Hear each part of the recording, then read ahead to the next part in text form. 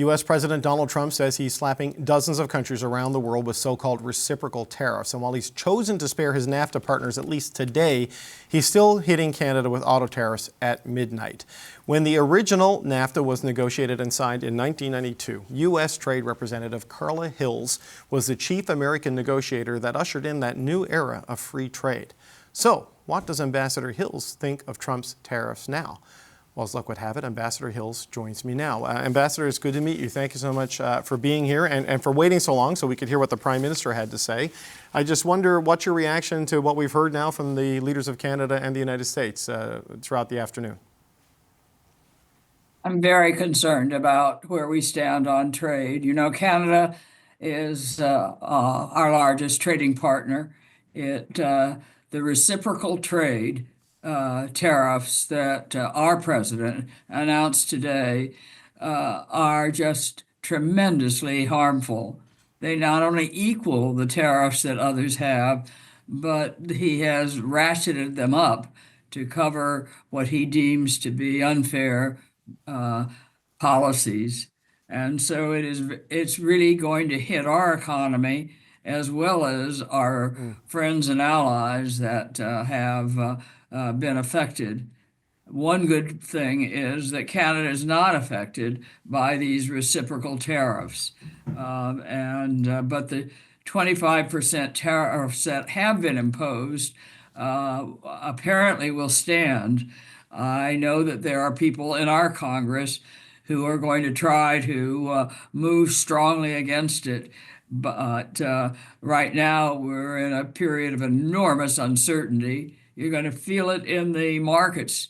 This uncertainty and incredulous trade action will have a very adverse effect here in the United States as well as with our friends and allies. Ambassador, when you look at it, and in just the disruption of the relationship between Canada and the United States, which I don't think I'm exaggerating when I call it one of the most successful, if not the most successful, economic relationship on earth, with the daily trade going back and forth across the borders. If you look at the uncertainty that targeting all of these other big global economic players with these tariffs today, it is, according to some of the analysis we've had on this show today, it is engineering the environment for a global recession, and it's all by choice. Do you see it as that severe a risk to the world economy right now? Yes, I'm very, very worried about this. And it's not only going to affect the Canadians, it's going to affect the people in the United States. You know, I can remember George Shultz, who was a wonderful Secretary of State, saying, you know, we ought to try to make North America stronger, and then we will maintain our leadership. And he really worked at trying to work together. And we would have regular meetings with Canadians in Mexico, and it made a difference. But right now, we've just done a reverse, an absolute U-turn, and have turned on our two great trading partners imposing tariffs. I mean, to impose a 25% tariff on Canada on the excuse of fentanyl, to me, is just amazing.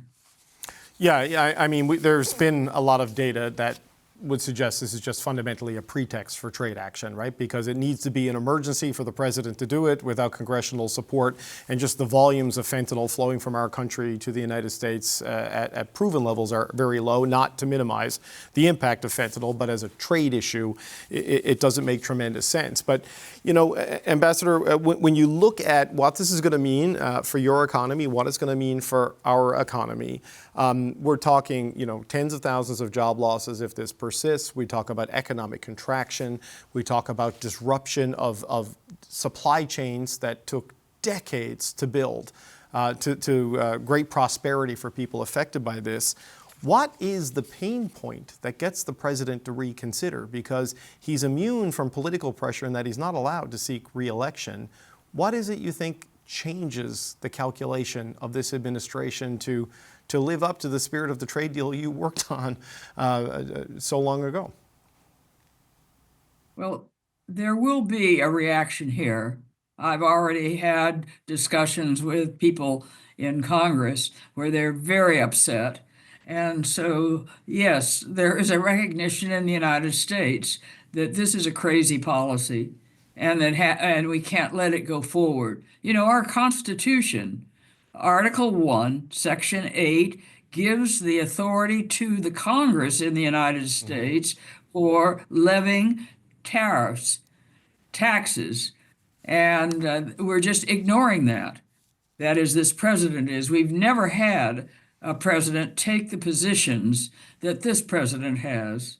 And it's a concerning thing for many, many Americans, and obviously for our friends and allies, none more so than Canada. I wonder, just as a final point, Ambassador, NAFTA became CUSMA. Who knows what happens next? Do you think this trade agreement survives this presidency, or do you think the days of continental free trade are simply coming to an end because of this protectionist impulse that exists in the White House right now? Well, as a strong proponent of free and open trade, I will say to you that our credibility has been fractured. And would you make an agreement with me, even to sell my house, if you knew that I had reneged on it several times with others? I don't think so. And so without credibility, you don't have leadership. And I do worry that that fundamental issue is something that our people in a democracy are going to have to stand up and take action to prevent it from going further. And so, you know, as an American, I want to apologize to Canada for the position that the president has taken, but I hope that we shall overcome. Well, Ambassador, we appreciate the apology, but we know you're not behind all of this, so we accept it, but we do not hold you personally responsible. It's Ambassador Carla Hills, former U.S. Trade Representative and lead U.S. negotiator of the original NAFTA. It was good to meet you. Thank you for being here on such an important day.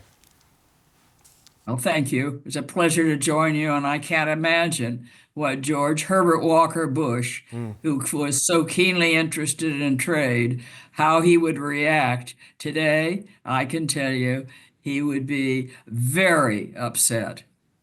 Ambassador, thank you so much.